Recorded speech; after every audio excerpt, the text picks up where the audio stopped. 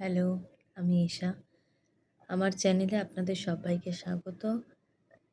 ভিডিওটি ভালো লাগলে লাইক, শেয়ার এবং কমেন্ট করবেন আর সাবস্ক্রাইব করতে ভুলবেন না।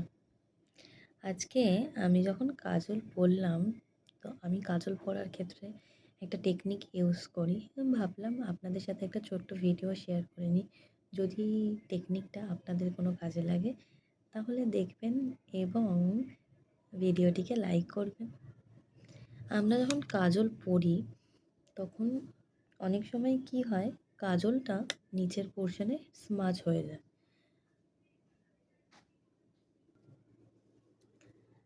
তো আমাদের যাদের এই চোখের পোর্শনটা কম থাকে তারা যতই ভালো কাজল পরুক, স্মাজ করুক, ব্যাপারটা কিছু সময় পর না ওই হালকা হালকা টাচ লেগে লেগে ঘেটে যায়।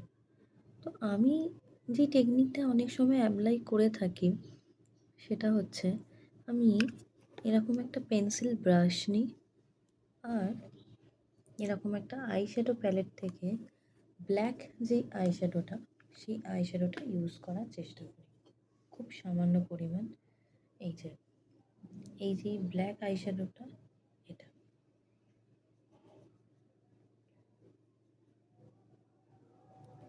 ব্রাশগুলো অনেক দিন ক্লিন করা হয়নি, ক্লিন করতে হবে, সময়ই পাচ্ছি না।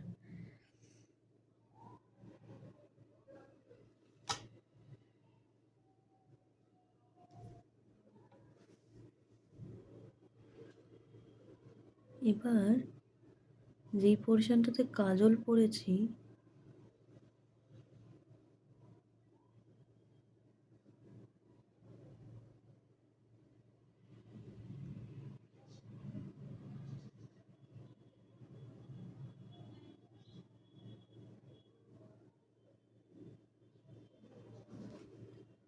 সেই কাজলটার ওপরে হালকা একটু ব্ল্যাক আইশ্যাডো দিয়ে স্মাচ করলে পরে কোলটা ঘাটে না, জানেন তো। তবে ব্ল্যাক আইশ্যাডোটা করার সময় একটু খেয়াল করবেন যাতে নিচের পোর্শনে, আমরা যখন মেকআপ করি তখন যাতে নিচের পোর্শনে না পড়ে, তার জন্য একটু ডাস্ট অফ করে নেবেন। নয়তো ব্ল্যাক তো অনেক সময় কি হয়, নিচের পোর্শনে পড়ে যায়।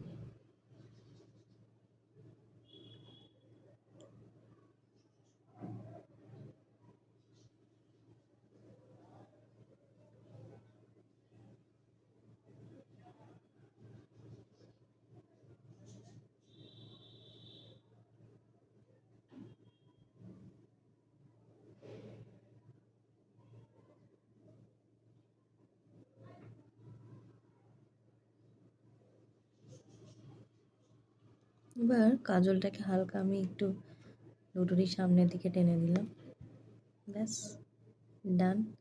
এই টেকনিকটাই আমি অনেক সময় ইউজ করে থাকি, আপনারাও ইউজ করতে পারেন। এটাতে কিন্তু অনেক ক্ষেত্রেই আমাদের নিচের পোর্শনে খুব তাড়াতাড়ি স্মাজ হয়ে যায় না। তবে ব্ল্যাক ইউজ করার সময় সাবধানে ইউজ করবেন। Bye bye.